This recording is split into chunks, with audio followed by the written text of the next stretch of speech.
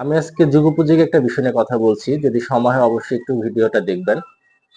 আপনারা জানেন যে আসলে চাপাবাজি করাটা একটা আর্ট। এটা সবার দ্বারা সম্ভব না। আমরা হয়তো চলার পথে আমার বন্ধু একজন অপরজনের সাথে চাপাবাজি করি। আবার দেখা যায় যে ভাই বোনের সাথে, বোন ভাইয়ের সাথে বা বিভিন্ন সম্পর্কের মানুষ বিভিন্ন জনের সাথে।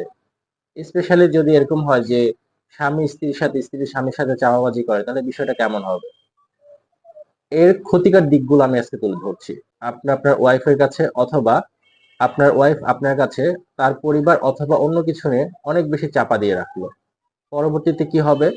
আপনি তার সাথে যখনই থাকবেন, যখনই কোনো কথা বলবেন, আপনাকে অবশ্যই চিন্তা ভাবনা করে কথা বলতে হবে। যে এই কথাটা বললে আপনার যদি সত্যটা প্রকাশ হয়ে যায়, তো দেখা যায় যে এইগুলো কারণে অনেক মানুষই এখন হার্ট অ্যাটাকের মতো এরকম বড় ধরনের সমস্যার সম্মুখীন হচ্ছে।